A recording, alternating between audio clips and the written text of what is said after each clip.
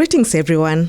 Jambo. Welcome to Marafiki Wellness Club, where exploring collective wellness is our way. We believe that personal commitment is the catalyst of lasting change. My name is Njoki, or Rafiki Lilian. I'm many things. I'm a mom, wife, hospitalist, community organizer, but most of all, I see myself as an explorer when it comes to wellness. Rafiki means friend, Marafiki means friends.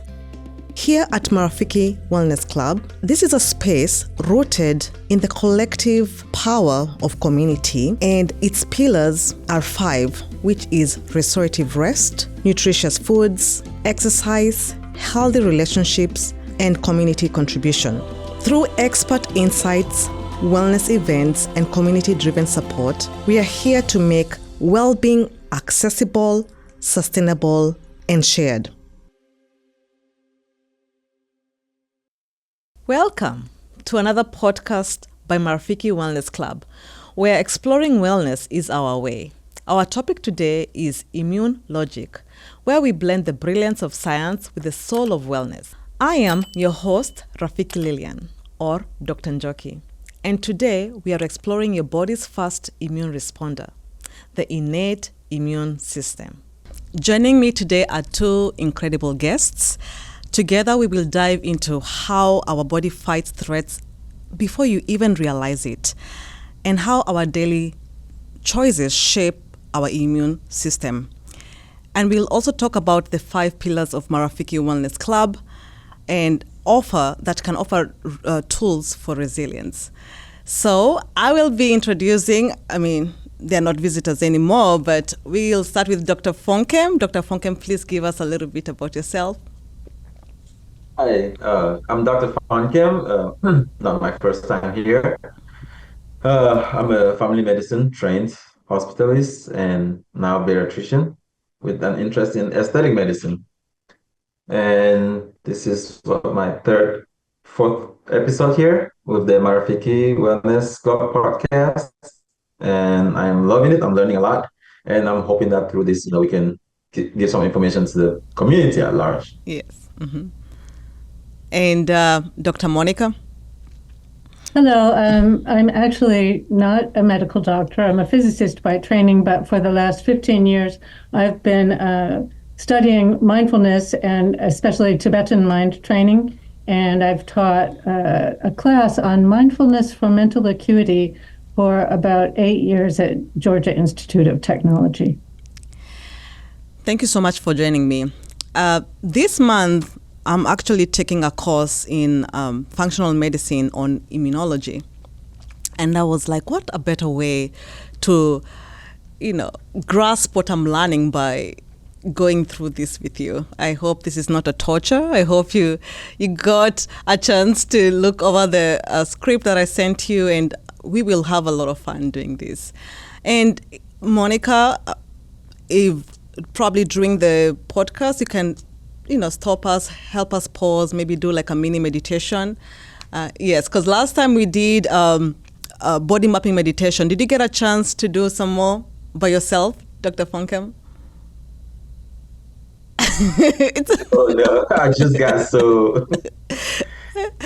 and sometimes life just comes so hard at you, and it's easy to forget, to do some of these things. So this is going to be a good opportunity. So we will be busy doing this podcast, and in between we will be doing body mapping meditation. So we'll see how this goes, okay?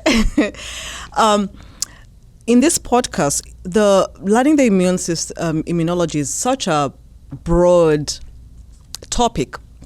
But in this part, we are going to just do the innate immunity. So there are, when it comes to the immune system, there is innate and there is adaptive immune system. And this podcast, we will be talking more about the innate part. But before we go into that, what does healthy immune function do for us? When the immune system is doing really, really well, what is it supposed to do for us? I sent you a mnemonic called DART. Do you remember that one? I like the mnemonic DART, because most of us are really trying not to. We are always washing our hands. We are always using all these methods of keeping ourselves clean. And then when we go to Mexico, our bodies are not so used to seeing these pathogens, and we come back with traveling diarrhea.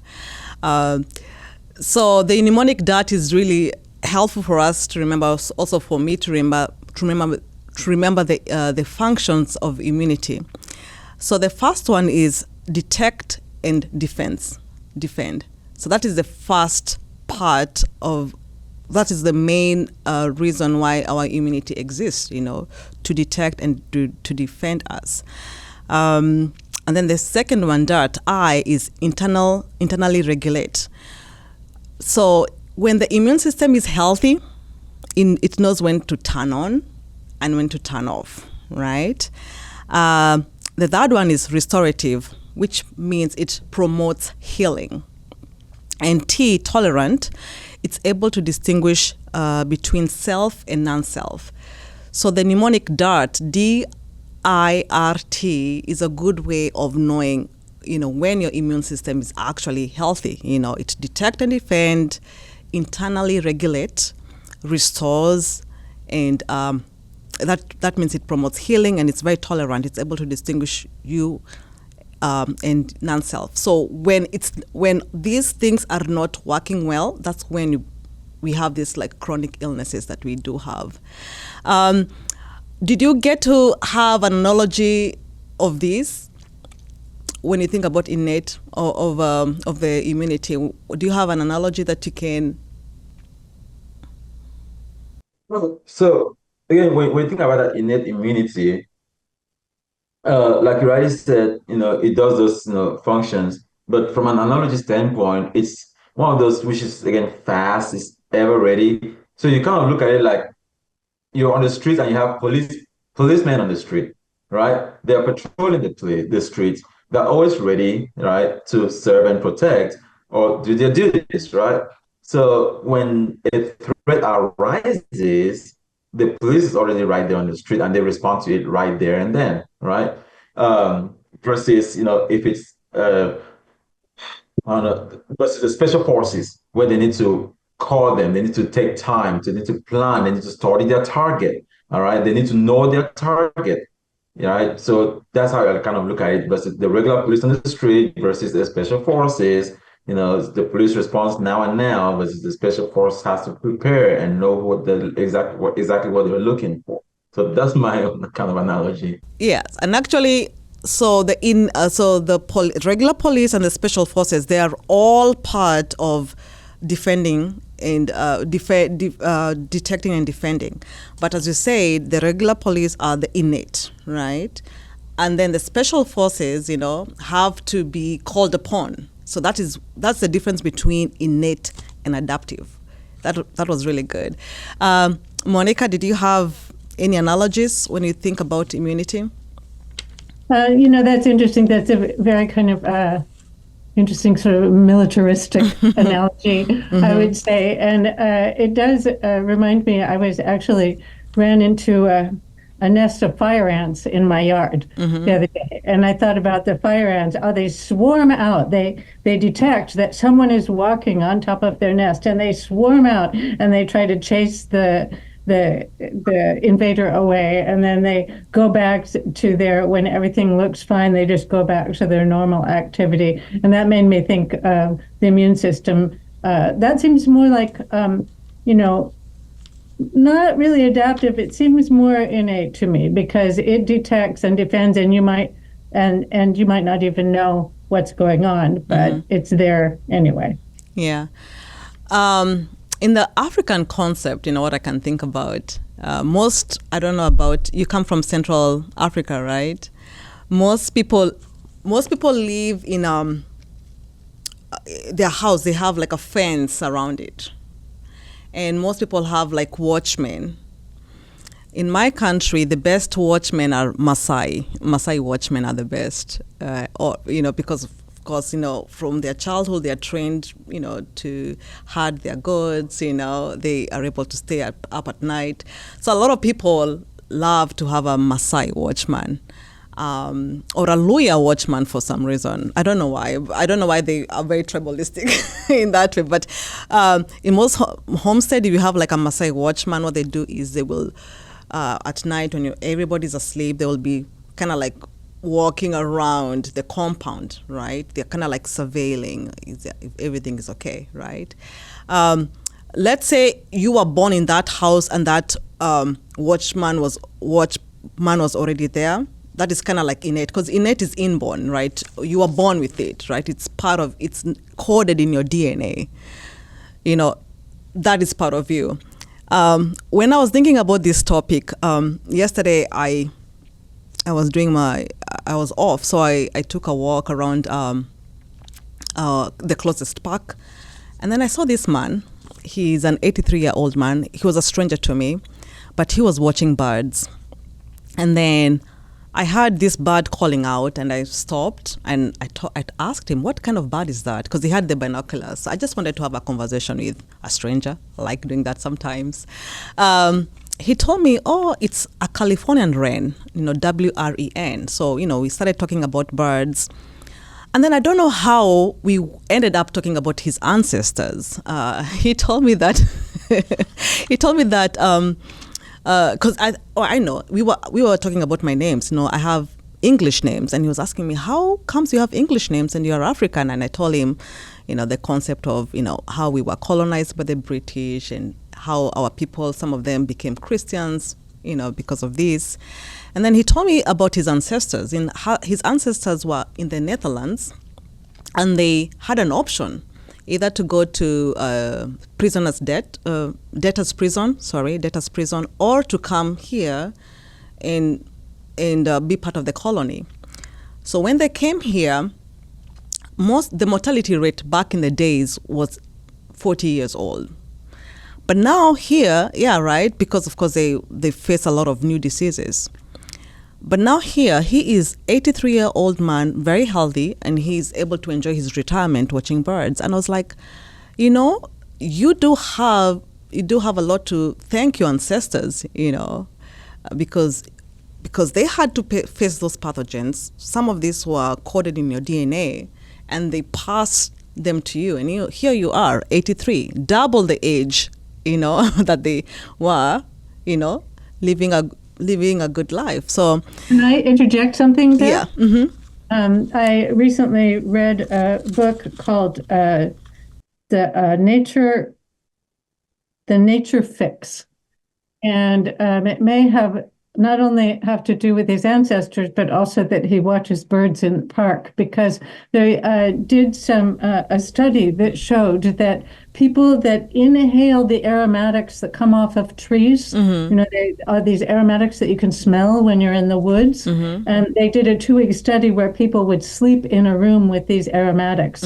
for 2 weeks. And those people had 30% more killer cells after 2 weeks in their body than the people in the control group. So being out in nature is also a very good way to help your innate immune system. Dr. Fonkim, you and I should start. Yeah, that is certainly very interesting. Yes. And again, like Dr. Njoki said earlier, your immune system works, and sometimes you don't even know it's working. Yeah. So it's being in nature exposing you to some threats that you're not even aware of, and that builds that immune system over time. It's wonderful. Mm-hmm. Just a thought process. That's you were talking about that. Yeah. The book is called The Nature Fix. It's a very easy read for anyone who wants to read it. Okay. Yeah. Good. Dr. Fonkim, have you traced your family tree? Have you been able to trace your family tree? No. Okay. Who is your oldest ancestors? Who is your oldest ancestor? The current oldest is really my maternal grandma. She is 92 years old. And I know Dr. Monica is probably going to say 92 years old. That is not a whole lot relatively when you talk about the oldest ancestors in Caucasian families. But again, Dr. Monica my family is all back home in Central Africa, where the Oh, lifespan is about 70 years old, 60 to wow. 70 years old, right? So when you have someone who's 92 years old, they're doing really, really good, right? And so that's my maternal grandma. But most of my families have really been around that 70-year-old mark. 75 is a good number, I'm those talking families. about your ancestors, anybody that has passed on. Have you been able to trace like your oldest ancestor? Have you had that No, chance? no, no, no.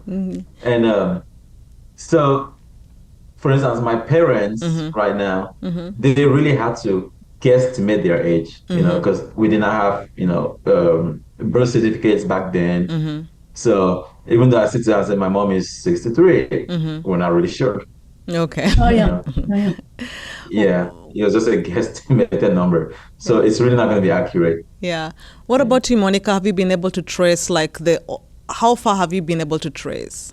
Yes, I think so. Not that far back on my mother's side, her parents came directly from Poland, and so it kind of cuts off right there with my grandparents. But my father's family came from Britain, and they have quite my sister did some family tree study, but it turns out that my father is the oldest person who's ever lived in this family because he's 101 now. I'm going to see next week, so that would be Wow. nice.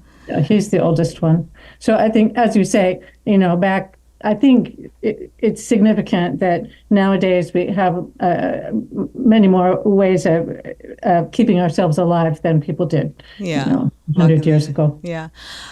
For me, I was very lucky. I have an aunt. Her name is Auntie Beth. And when she came to visit me last summer, we started this project of kind of like tracing our family tree, and she left me like some notes, and we were able to trace one of my great great grandfathers who lived in the 1800s before the British came to colonize us, and his name was Kamau Gadhua, and the wife was called Ngena Kamau. So when I was reading about innate immunity and how it is coded in our DNA, I was like, we are still connected to them in a way, although they're not here, we are still connected to them, and we have a lot to thank them for, because you don't know what kind of pathogens that they had, especially like in the Caucasian people, they had to live through a lot of plagues, and people who survived, and they passed those DNA to their children and children. So we have a lot to thank the people who came before us, I just wanted to say that bit. But as we said, innate is non-specific, right? Our greatest barrier is our skin, our mucosa, all the linings of our GI system, the endothelium, it's lined with mucosa, it's lined with small hairs called cilia, especially in our respiratory tract. All that is part of innate. We also have like the neutrophils. The neutrophils are the white blood cells, especially when you have like a blood infections. They are the ones that will come in large amount, to try to attack the pathogens, So that is part of innate because it's not very, very specific.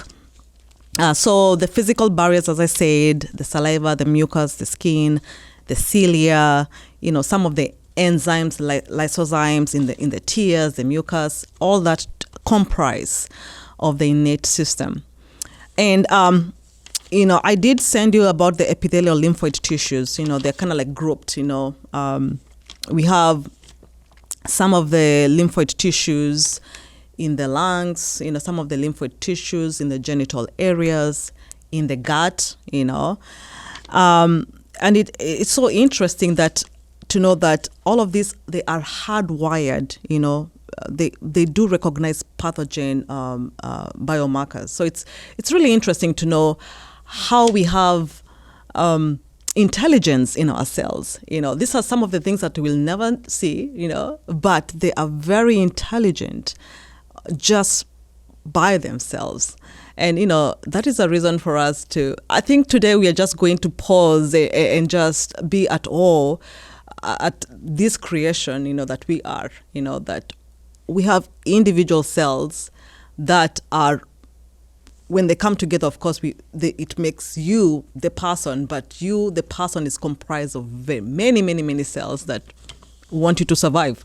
That is a basic thing. They want you to survive.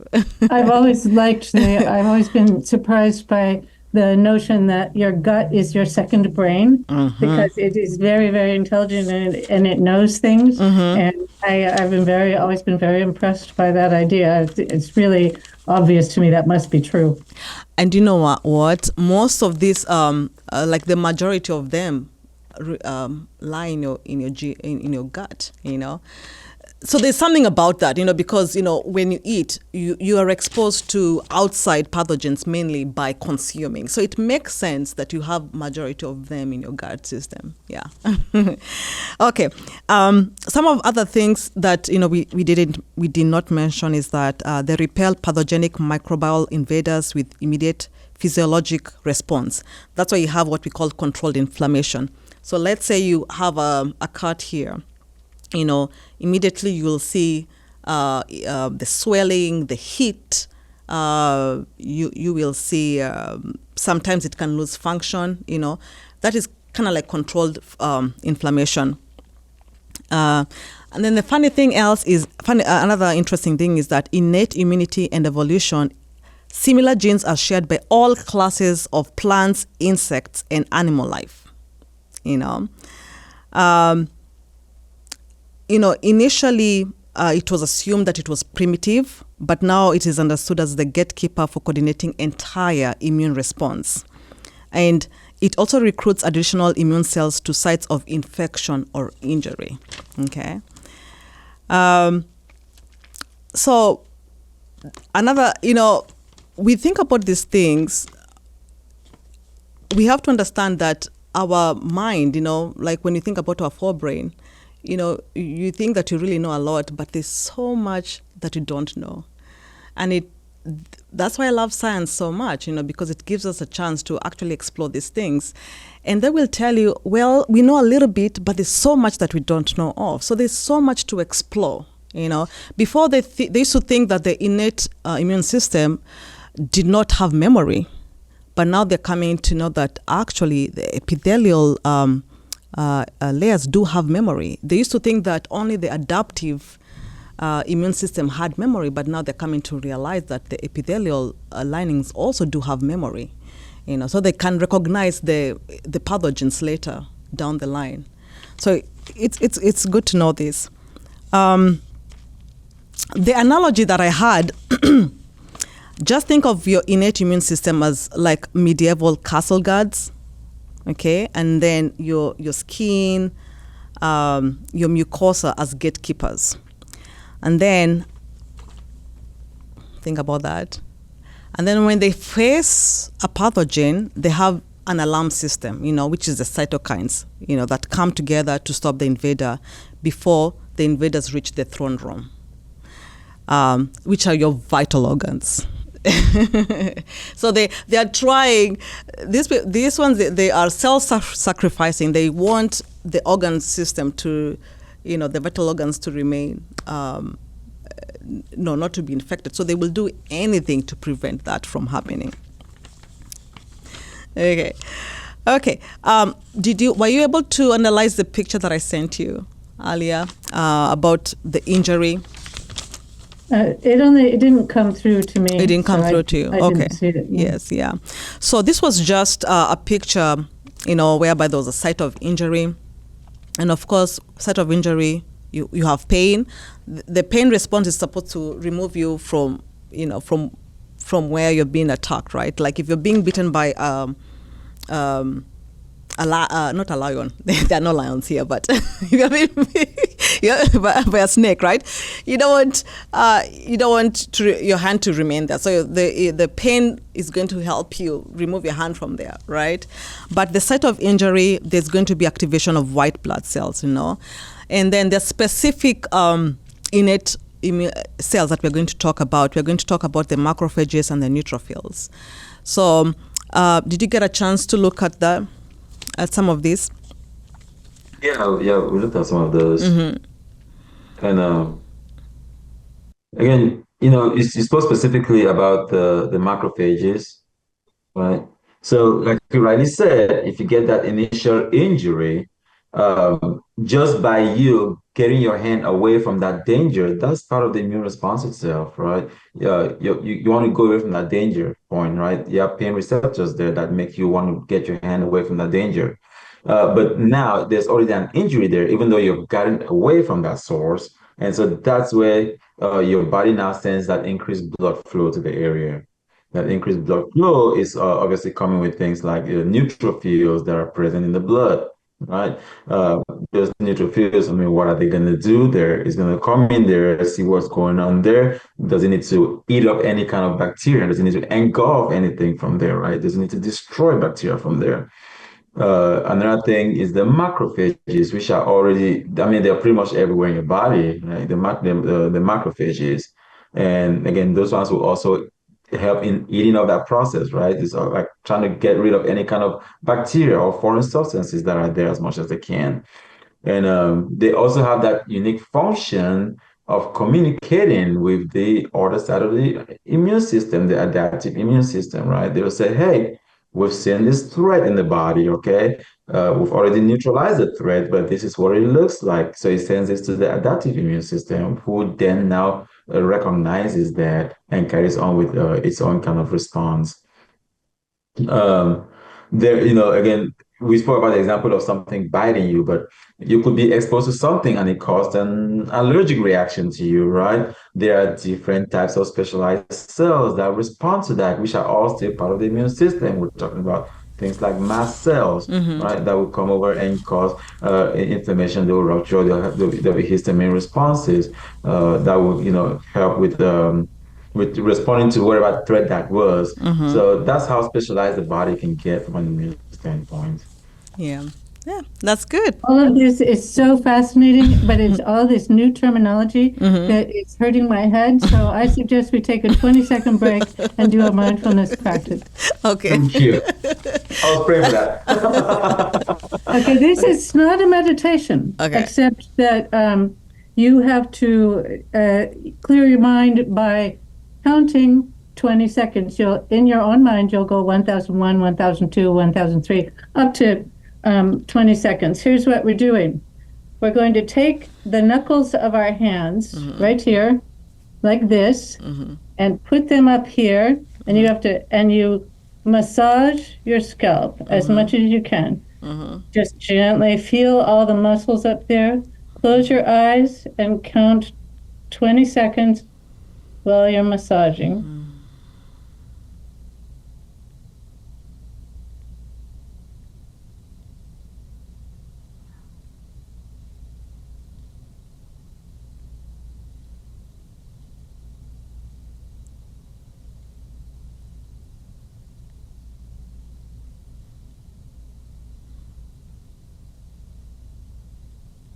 No one ever wants to stop, but that was 20 seconds for me. And you messed up your hair that way, Lillian. Listen, this is actually a good, for people like us who want to really study. This is a good way. Like when materials become so dense, just stop and do an exercise like this, and then go back to the material. Yeah. This is a good exercise, so you realize you actually do have muscles here that you can relax on your head. Yeah. Yes. But some of the key cells that we talked about, you talked about the neutrophils. The neutrophils are found in the bloodstream. They're the ones that they're the body's emergency responders, right? In the bloodstream. The macrophages that you talked about, these ones they're actually found in the body tissues. They are just like the sanitation workers, or the bodyguards. So if you do have like an infection that goes to your body tissue, these are the macrophages that are going to come. When you look at the cartoon versions of them, they look like this. They come in and engulf. That's what they do, right? And then we have what we call dendritic cells. These ones, if you looked at the picture that I sent you, they do a lot of things. They are so versatile. they are part of the peripheral tolerance. They are part of what they normally do is they will they'll go through the body, they will scan around to see if there are pathogens, and then if they see a pathogen, that something that they've never seen, they go and take a bite of it, and then they go present it, to their adaptive system. Hey, that's so interesting. yeah, hey, look at this. I want you to sample this. And then the adaptive system, of course, we have the T cells and the B cells. Some of them are going to make antibodies against that antigen. Some of them are going to make memory cells. So, I wish people could actually probably watch like an animation of what the dendrite cells do. It's very, very fascinating. So that's how they train the adaptive system, by taking a sample of it and presenting it, and then they also help with the T cells differentiation. They're like trainers, they're like teachers, so that's the reason why they're very, very important. And they're, as I say, they're very, very versatile. And then, you talk about the mast cells. I don't know if you ever talked about we did not talk about the mast cells. These ones, you normally see them in allergic reaction, or if you have like a parasite, those are the ones that kind of like are, this is what they know, they are really good responders to parasites and allergies. If you recollect, I had sent you about mast cell dysfunction and disease. I know there was a lot of diseases that are associated with mast cells. A lot of them. If you went to the page that I sent you, I don't know if you remember this page here. You remember this page here that I sent you? Yes. With the mast cell in the middle, right? Yes. And allergies and exactly. Yes. It's strongly associated with asthma, interstitial cystitis, psoriasis, atopic dermatitis. It has a medium association with obesity, arthritis, multiple sclerosis, IBS, So when you think about, remember when we were talking about diseases, you think, oh, this disease is caused by one thing. This disease is caused because somebody is overeating. But, it could be due to chronic inflammation. Probably this person has a lot of mast cell recruitment. That's why these people have these diseases.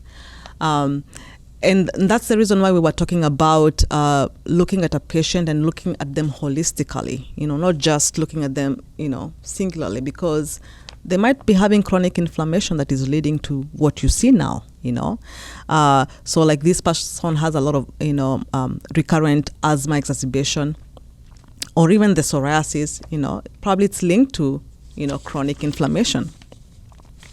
Yeah.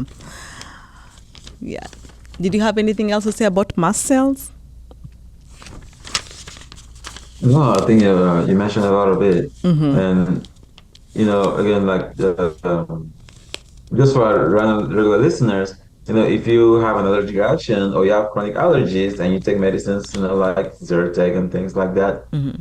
they target some of those things that come out of those mast cells that causes those reactions, right? Mm-hmm. Some of them we call them histamines, Mm-hmm. right?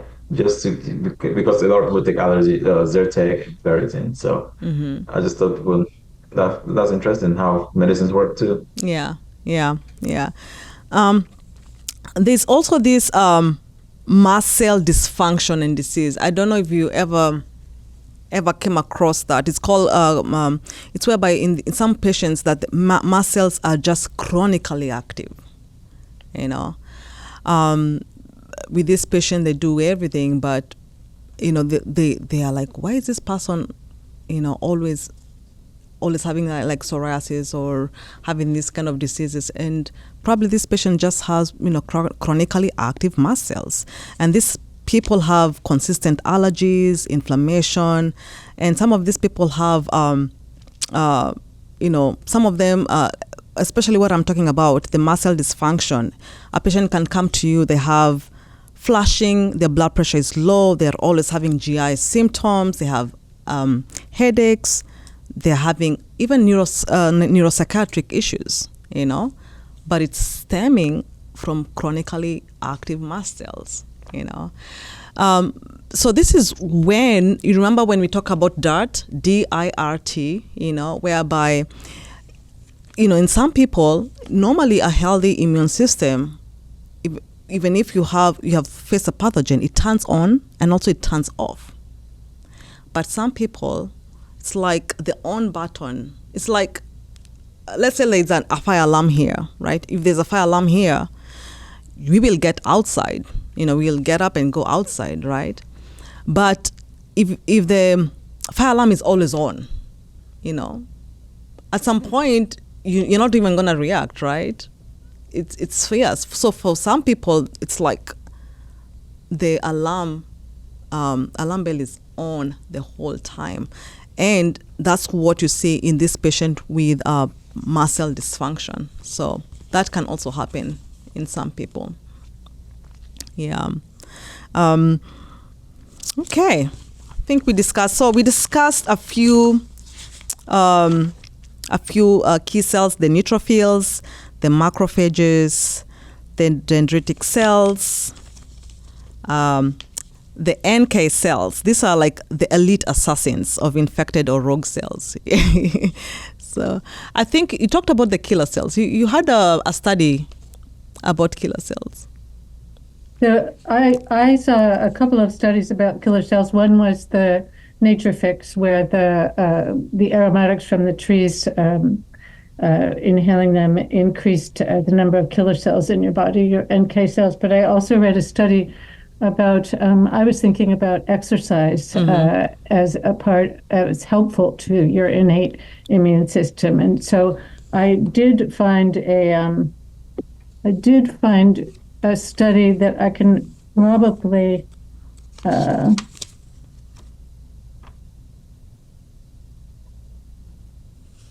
influence of physical activity and exercise on innate immunity. This is from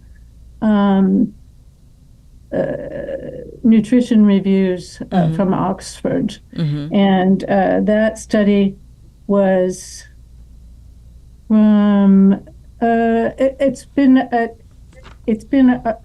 known for quite some time. This was 1998, but it showed that acute physical activity, so really not just walking, but really strong physical activity. And I think about it in terms of dance or ballet or running, or that there's a marked increase in killer cells that turning on your strong physical exercise activates, which I thought was really interesting because I do get a lot of exercise myself and I'm almost never sick.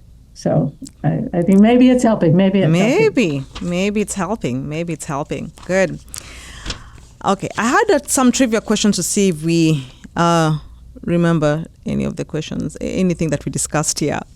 I know, as I said, it's a dense topic, and I remember studying this in medical school, and before the exams, that's when I used to go, and kind of like. And for some reason, I used to kind of like mix the innate and adaptive. But after going through this course with Dr. Roundhouse, he's with a functional medicine doctor, I was able to, especially with the analogies, I was able kind of like to separate and to kind of see them clearly. So that was good. Which innate immune cells act like a spy, reporting to adaptive immunity? Do you have a multiple choice? Because well, my memory. I have all of them. Let's see. I'm gonna give you neutrophils, macrophage, dendritic cells, NK cells, mast cells. Macrophage? Remember I told you it normally goes into it kind of like look all over in your, remember the name of and it. then goes and sample a pathogen and present it.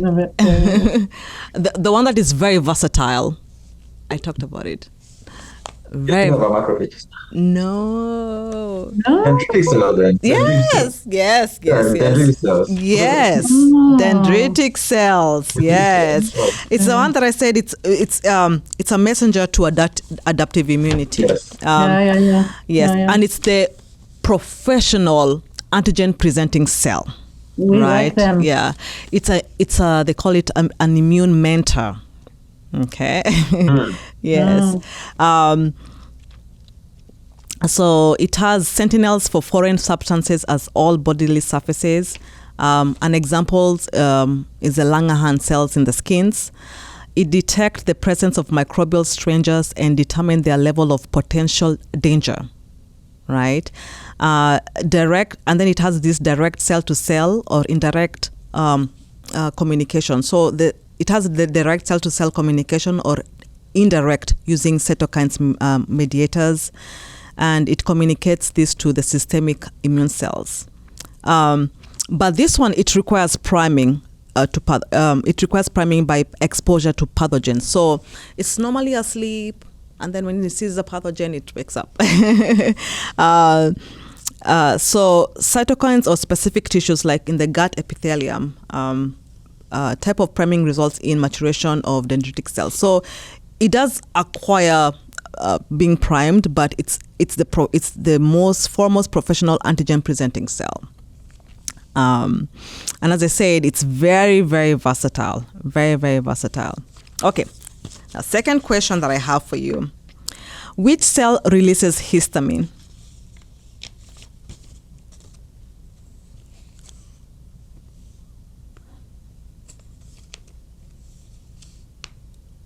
I'm gonna give you neutrophils, macrophages, dendritic cells, NK cells, mast cells. Mast cells. Good. So as I said, they are the fast responder in allergy and parasite defense. They are immobile. They don't move. They are found in mucosa or connective tissues of organs. They produce and store a wide range of inflammatory mediators. They release mediators either selectively or by degranulation. They play a role in both innate and adaptive immunity. So this is the one that I said, if the alarm button is on all the time, whereby these mast cells are always activated, right? You can have this mast cell dysfunction. And as I said, some people will have, they have not even been exposed to an allergen. Have you ever met these people? They have not even been exposed to any allergen, but they have all these hives. They're like, where did these hives come from? And actually, some of this is linked to stress. I can believe that. Yeah, whereby somebody is normal, they've not even been exposed to an allergen, but they have these hives, they're itchy, their blood pressure is low. It could be this, their mast cells are on all the time, So, of course, when you come to a doctor, the doctor is going to look at, when you tell them what's going on, they're going to look broadly what's going on, but you need like further investigation, or you need to have a forethought. Maybe this person is having mast cell degranulation, chronic mast cell release. Can I ask a question of both of you in that regard? Because I have known people that when they are really nervous, like about giving a talk or something, they will just break out and just get, a rash because of the psychological stress about something. Have you ever heard of any links to mast cells with psychological stress? They say this mast cell activation, chronic mast cell activation, you can have neuropsychiatric issues that you're mentioning of. So that could be related, that could be related to that. Yeah, but I've known a lot of people, some people with chronic stress, they just break out in hives. Yeah, and we give them Benadryl, they're better. But, we don't want that to be a solution. We really need to figure out what is the cause and how can we help this patient or this person. They probably need to better manage their stress, Yeah. Anything else to add, Dr. Fonkim, on that? Yeah, and those ones are usually hard to recognize, because when someone comes in with a reaction like that, you ask them, of course, the questions that you learned at school. Have you changed your deodorant? Have you changed your detergent? Have you changed your laundry soap? Have you changed your lotion? But we don't think about asking about stress itself. Oh, yeah. avoiding any increased stress in the family. Because I mean, that's again, I'm guilty of not asking that, regularly. Yeah, yeah. So the key concepts that we have learned about the topic that we have just learned is that most innate immune cells are initially in a dormant resting state, and they require several signals like the cytokines to become fully activated. And innate cells can be trained to respond more rapidly after repeat exposure to an antigen. That's something else that we need to know about. Okay. Do we need to take a break before we go to a second segment? Monica? Yeah, I think we could do a head clearing meditation that would take 2 minutes. Okay. That's good. That's good. So we're just going to make sure we're sitting with our back straight like before. And it's very much like the lead-in to the body mapping, but we're not going to do the body mapping. We're just going to clear our heads. And sometimes you can notice an improvement in your vision after doing this. So we just sit with our backs straight, not leaning like Lillian is back up against the chair. That's fine like that. And then we just close our eyes and make sure they're just relaxed at the edges, no scrunching of your eyes. And we're going to take 3 deep breaths in through the nose and out through the mouth. Really, really deep. And on the exhale, relax your whole body. So the first breath, inhale deeply, and then exhale and relax your whole body. Second breath, inhale really deep as you can, expand your chest, and exhale and relax your shoulders. Last one, really deep breath, cleaning out your lungs, and exhale and relax all of your body. And then just go to your normal breathing.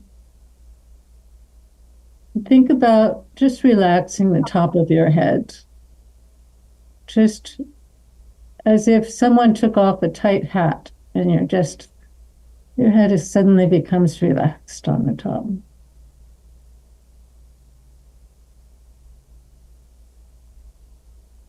And then move down to your forehead. Think about softening all those worry lines there. It really helps to think about relaxing your eyebrows. Let's just take 5 seconds relaxing our forehead.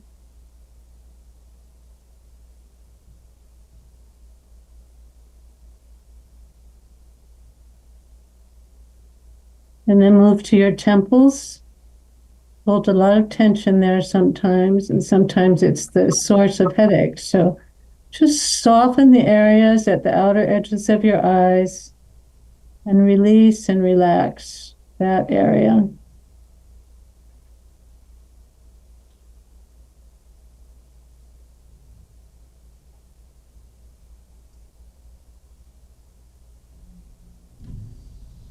Now see if you can see what it feels like if you think about relaxing your ears.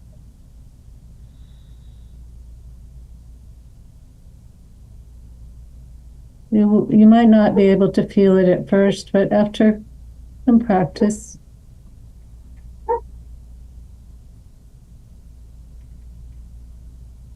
Okay, now we're going to just relax the inside of our heads. Let all those thoughts go, all those words jumbled around in our minds. We don't need them right in this moment. Just let everything drift away, settle. Just making space for your mind to relax. Expanding the room that you have there. The mind is infinite. There's plenty of room if you just let everything go and let it be.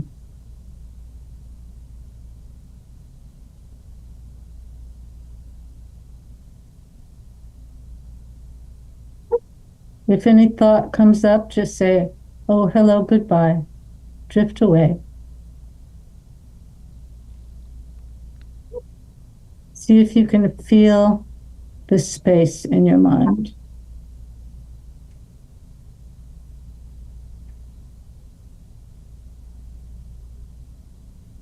And let's just take one really deep breath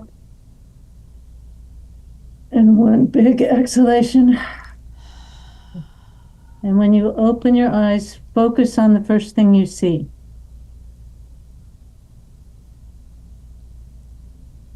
Okay, thank you. That focusing on the first thing you see keeps you from having that dazed feeling.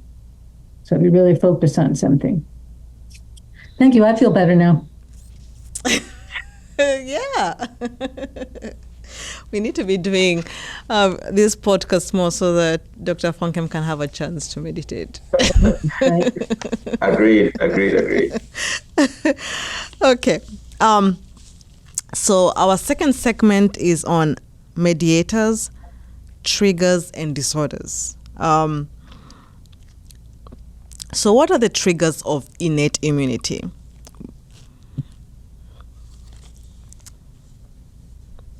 So again, remember when you talk about the innate immunity, it's all about knowing that there's a foreign substance, there's a pathogen that's coming into the body, or that the body itself is defective and needs to go because there's no use in keeping a cell that's not functioning properly, right? So your immune system also gets rid of that. So they call them, the pathogen-associated molecular pattern. These things that's the broad name that really represents things like the molecules on the pathogens that are different from those molecules on humans that are not present on humans, so that you can differentiate between those pathogens and humans. For instance, if you look at, say, a bacteria, some bacteria like gram-negative bacteria have what's called lipopolysaccharide on them, right? So those are some of those triggers, those things that would trigger the innate immunity. Viruses have RNA and DNA, and so those form as triggers as well. Sometimes some bacteria have what's called the peptidoglycan cell wall. Those things all function as triggers. And so again, that's from invading pathogens, bacteria and viruses. Now for cells themselves, there are damaged cells. You have what's called the DAMP, D-A-M-P. These are damage-associated molecular patterns that something is wrong inside of the body itself, inside of the tissue, versus something externally like a bacteria. And so these things will be like ATP. So you think about the cells as little balloons that have things in them, and if that balloon ruptures, it spews these things in the blood. And so the immune system recognizes these things. So ATP is one of them. Uric acid can be another one of them. So those are the things that will trigger this innate immunity.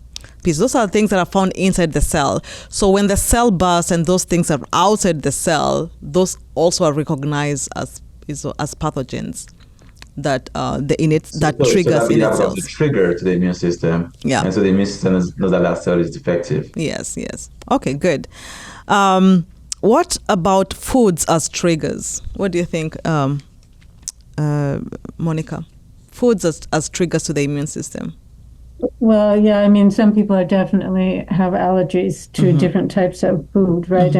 And you have even said in the last one that I was doing this with you, that eggs can sometimes trigger a problem with you, with your gut.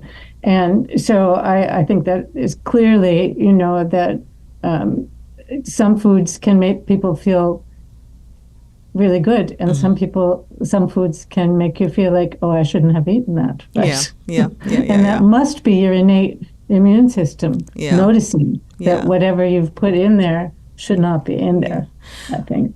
So example of some of the foods that can be triggers are things like gliadin. Gliadin is found in gluten. Gluten's a problem for me, and dairy is such a problem, lactose for so many people, right? Yeah. Some people have the glycoalkaloids. They are mostly found in processed foods, and even minced foods. For some reason, minced foods, of course, minced foods, meats, sausages, and all of that can be a trigger to some people. I don't know if it's the mechanical process of mincing the foods that causes this, especially meats that can trigger your immune system. And of course, things like trauma, mechanical, chemical, heat, ischemia, toxins, things like chemical, metal, free radicals, poor sleep, stress, all these can trigger your innate immunity. Do you have an analogy for this?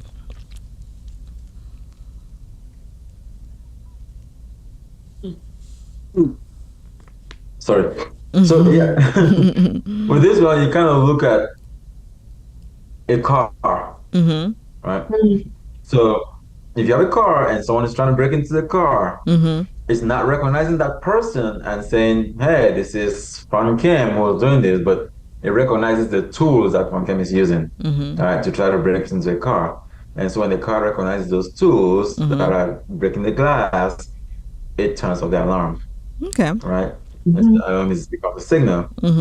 Versus, on the other hand, if your car has mechanical trouble, right, and your car is broken down, and let's say the engine is overheating, well, what does it do? It recognizes it and it turns on the flashing light, all right, for the turn engine signal. So it doesn't matter what kind of robbery it is or trying to break into a car, the alarm is going to sound the same exact way. And also, it doesn't matter the mechanical issue going on with the car, that light, flashing engine light is going to come on. Now, of course, you have to take it to the shop and then they have to diagnose it to what exactly specific is going on with the car. But okay. That's also another way of looking at it. Good. And the alarm system that you're talking about, the chemicals that the body produces, they're called cytokines, and we have different kind cytokines, like IL-1, IL-6, TNF alpha. All those are cytokines that the immune system produces. For instance, the key cytokines that I just mentioned, like IL-1, it causes fever, joint pain. IL-6 causes inflammation and brain fog, and TNF alpha is a powerful but dangerous if it's in excess. So cytokines are like text messages for the immune cells. So, like in the like when you go to work in the hospital, Dr. Fonkim, when the nurses message you, right? Do you imagine? Okay, one message here and there, 1 hour, one message every maybe 1 hour is okay. But do you imagine if everybody messaged you, like if you received like 20 messages within 10 minutes, So, yes. So that's, and then you continue, do you imagine if you continue receiving those messages all the time, right? At some point you're like, I don't care anymore, it's too much, right? So that's what's called chronic inflammation, when you have these cytokines being produced like a lot and for a long time. So you have what we call chronic inflammation, because what is inflammation? Oh, I don't know, but I know it's very important because I've read recent studies that say that it is, they really believe that inflammation has a positive correlation with Alzheimer's disease and dementia, which is a really important thing to know. And it has been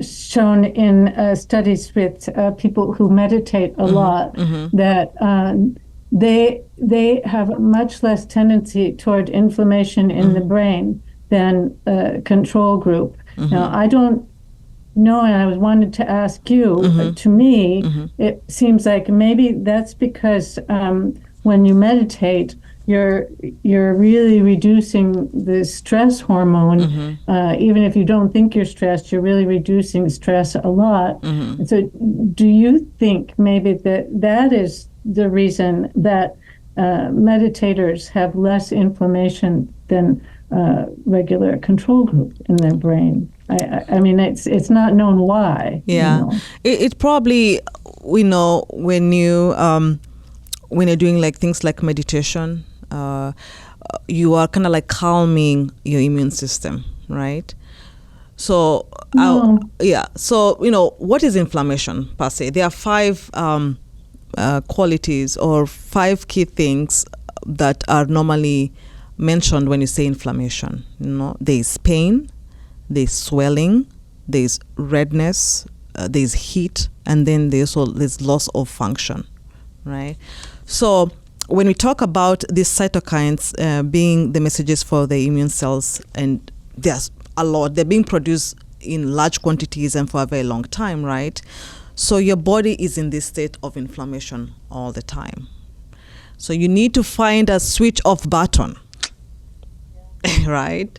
And how do we do that? You have to have the information to know where to turn off, what's going on. Yes, we can give you histamine and Benadryl, to kind of like, and that's where medicine is, medicine, that's what it does. We target, we treat the symptoms. We treat the symptoms until you figure out what's the cause of it, Yeah. It's like stepping on those what are they called? Those pins. Stepping on a pin. And you come to the doctor, and they say, "Oh, I have pain." And okay, if you have pain, let me give you some medicine. We give you medicine. NSAIDs, yeah. Yes. We give you medicine. Oh, I'm in pain. Some more. Like, yeah, doctor, I have pain. And then you give me medication. I feel better. And then maybe 2 hours later, I'm in pain again. And I give you pain medication because we are targeting. Oh, I have swelling. Okay, we are targeting that. But what is the root cause? Let's bend down. Let's look at your foot. Let's remove that, that pain. So it's figuring out what is causing inflammation. This is where we have to think about, if I'm having chronic inflammation, what is the trigger? And that's where healing comes, the real healing comes, not just treating the symptoms, but actually looking at the triggers.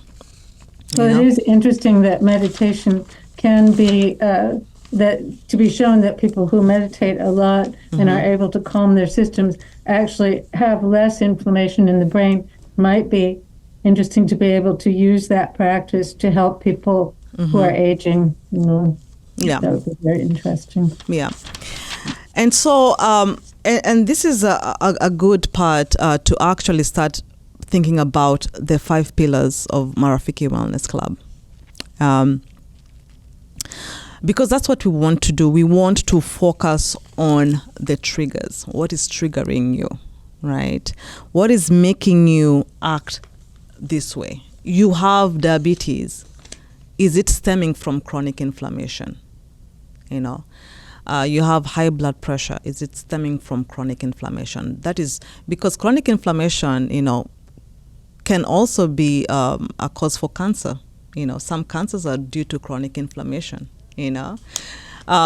So these are some of the questions that we need to be asking at Marafiki Wellness Club. What is the trigger? Because once we know what the trigger is, then we can be able to help, the community. Sometimes that's a very hard question, though, right? It's a very difficult question. What is the trigger sometimes? Yes. Because sometimes you don't know, And how do we treat you? We treat you by the story you tell us. History of presenting illness. When you come to a doctor, you tell us a story, but you're not like really keen on your story. So we are gonna go with what you tell us, and then we do different tests, and then we realize, oh my goodness, this is what is causing, this is what is causing you to have this issue. I had mentioned about endotoxemia. Did you guys get to look up at that? What that means? Endotoxemia it was actually a very, very interesting concept. When we start talking about chronic inflammation, and just now that I'm thinking about it, I see that you can actually also put stress that we're talking about in the same kind of field and pattern. So it looks at all of this, processed food, right? And how does it affect that gut lining, that intestinal wall, to damage the gut lining. And so just think about it now, you realize that, when people are overstressed, they can have increased acid production in the stomach, which can also damage that gut lining itself. And so it kind of leads to the same pathophysiology. When that lining is meant to be protective, right? And so if you damage it, it really means that a lot of things can get through it and get into the bloodstream, and in other words, get absorbed by the body. And some of these things can really be that bacteria, right?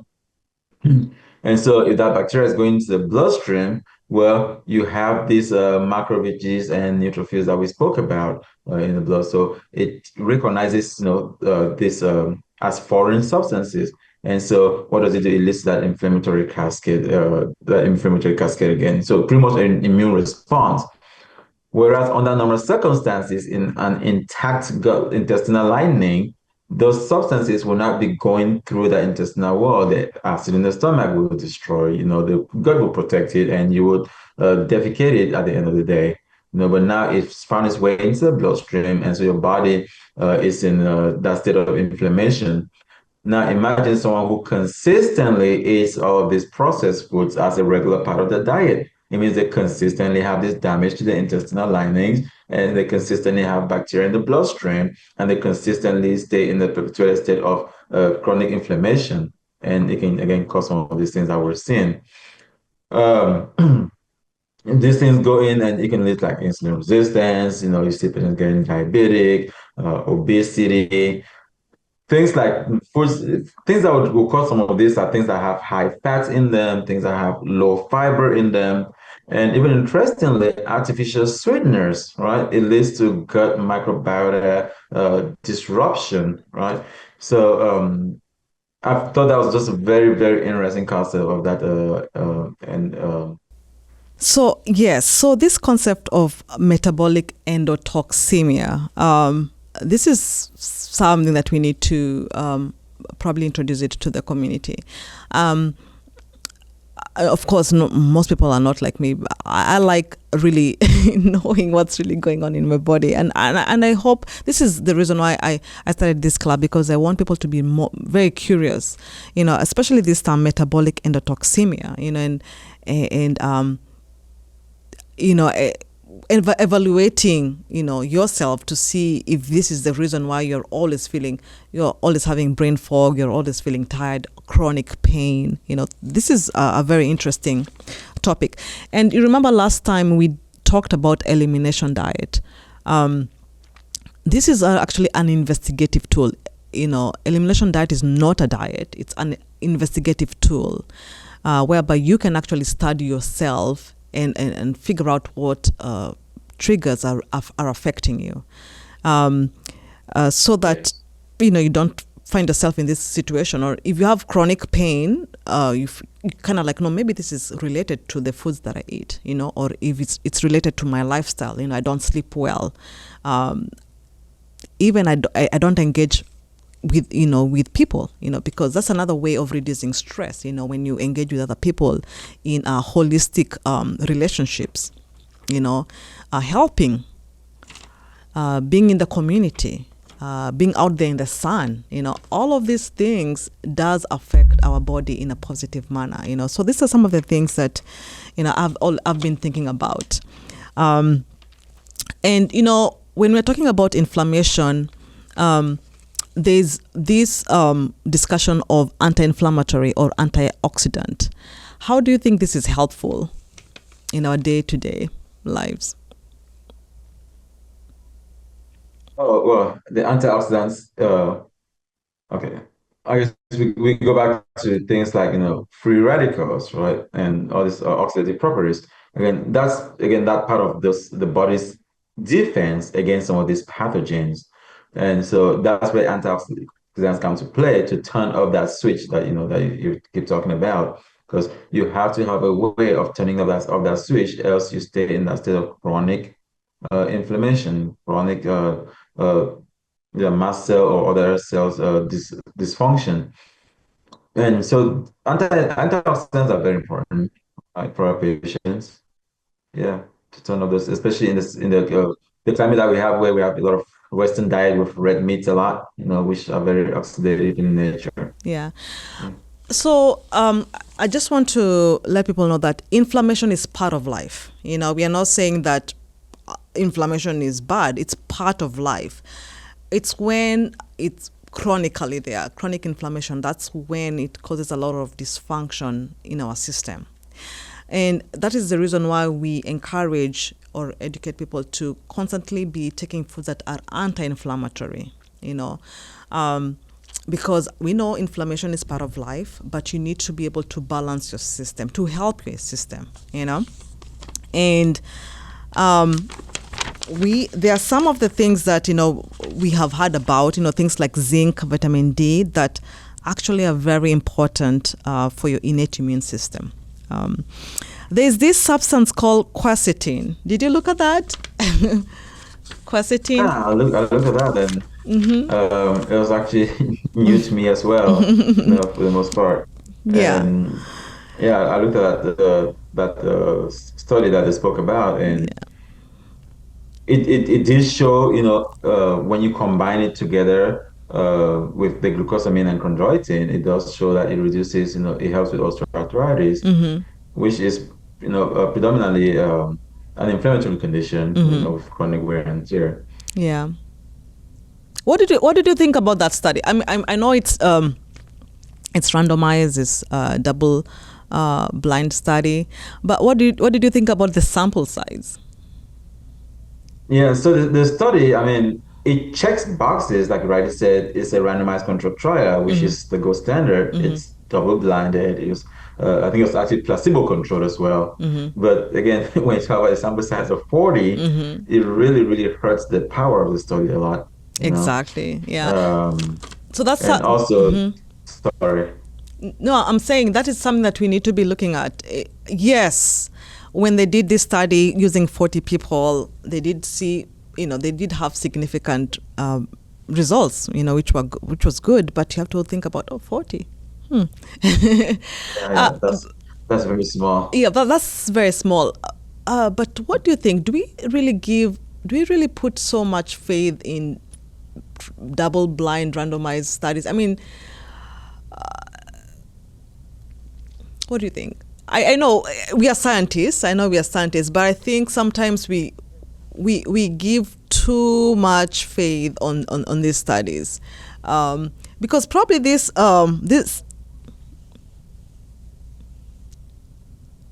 Sorry. Yeah, that's why it's important to look at all these different points in a row and say, yes, it's randomized control, which is a good thing. It's again double blinded, which takes away some biases. Placebo control takes away biases. But now, how reflective of the community is 40 people? Yeah. How diverse can you get with 40 people? Exactly. Yeah. And so I'm glad we had this, because I want people, when they read these studies, I want them to look at the studies in totality. Because it might not be reflective of you. You can take this supplement and you're like, it's not even helping me. Well, because you are not a part of this 40, it's not probably reflective of you, So yes, it's wonderful to take supplements, but it's always good to look at your research. I think for me, it's best to go with foods, and look at your lifestyle. That is the best guarantee, because maybe not everybody can afford this, combination of this supplement, right? But if you sleep well, if you take a vitamin D, or if you go out in the sun, if you commune with your neighbors, or if you get a hug once in a while, all these things add up, helping your immune system. The reason why I say this is because a lot of people are looking for that pill, that magic pill. Magic pill. That magic pill. It doesn't exist yet. We're still working. We're still looking for it. Yes, it's just like diabetes. I find a lot of people who say, "Oh, I know my diabetes. I know my diabetes. As long as I can eat whatever I want, but I have my insulin." That is just a linear way of thinking. Because they don't understand that your lifestyle does not just affect your diabetes, but it affects a lot of things. And there's also the consequences of this disease. Diabetes can lead to heart issues. It can lead to kidney issues. It can also, Alzheimer's. When you have insulin resistance, we are going to probably discuss that topic maybe next year when we talk about neurology. It can affect. In some people, they do have Alzheimer's stemming, from chronic inflammation, from insulin resistant. You have to understand that the word diabetes really doesn't mean anything. Diabetes is just a word that we use you know, for a pattern of things that we see, you know, high blood sugar, you know, that is a pattern that we see above A1C above 6.5. It's just a name that we use. You know, we could have used another name. We could have used dandruff? I don't know. We could have used another name. I don't know. Diabetes is just a word that helps us explain, you know, our patterns of symptoms, you know, and most of these things are stemming from chronic inflammation, you know, and that is the reason why I wanted us to really be at awe of our bodies, you know, of how our bodies are constantly fighting for us to be well, you know, and we just have to help it, you know. We just have to give it good conditions for it to function the way it should function, you know. You know, and as we talked about, you know, we want our immune system to be able to help us detect, defend, internally regulate, you know, restore, and we want our immune system to be tolerant. Okay, so anything else on the pillars? We do have restorative rest. We talked a lot about managing our stress. We talked about food. We talked about exercise. You know, she did mention about exercise. We talked about being part of a community, being in healthy relationship. You know, if you're in a constantly toxic relationship, you know, that also affects your immune system, you know. It affects your sleep. It affects, you know, and sometimes some people when they're stressed, you know, they have these patterns, they just go eat whatever they want to eat. So everything is interlinked.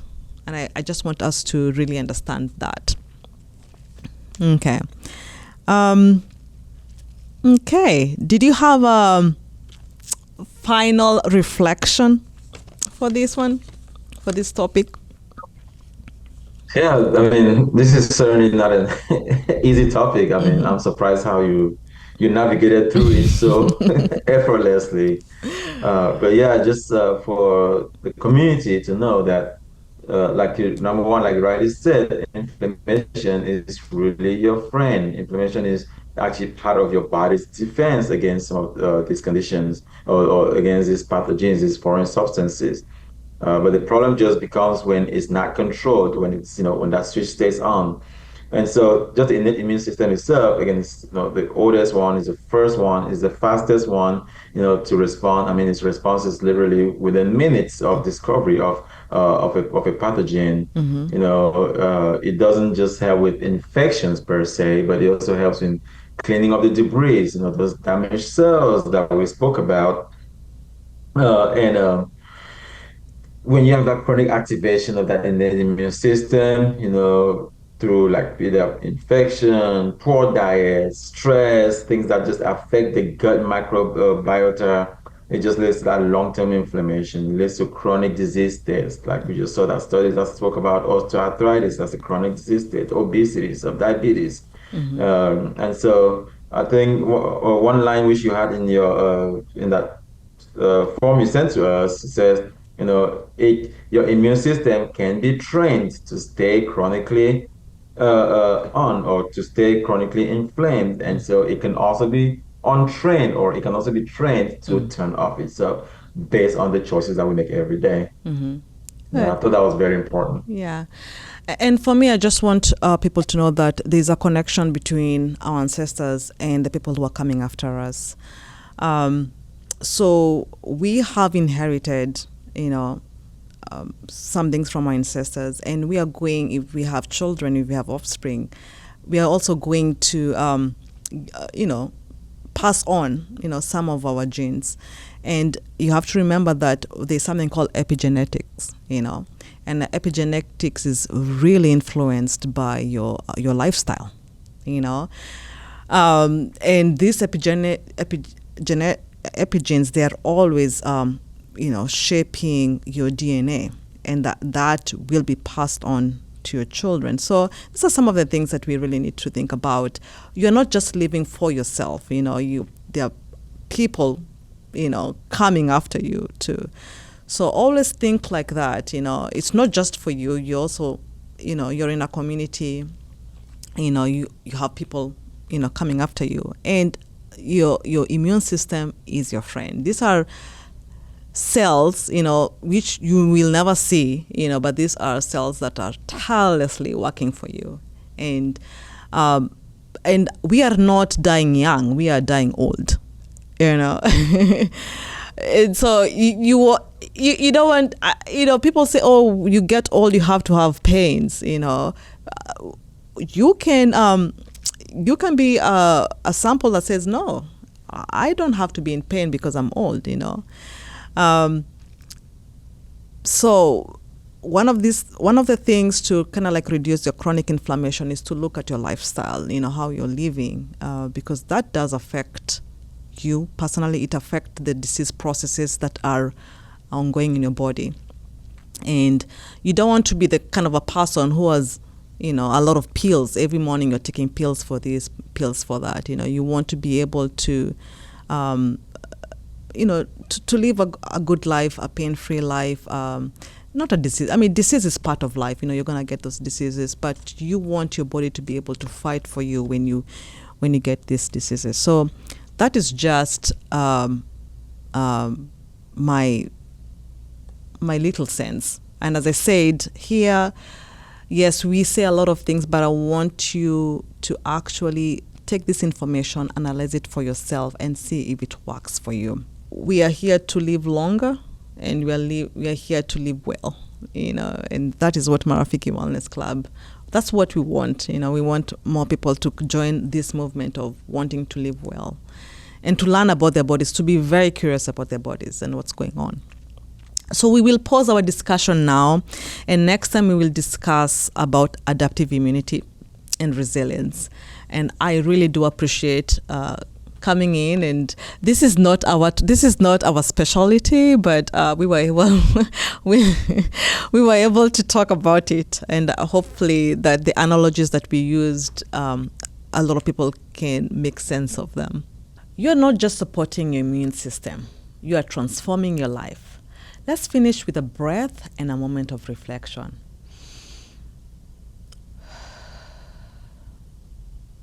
What message is your immune system sending you today? Every day, you train your immune system.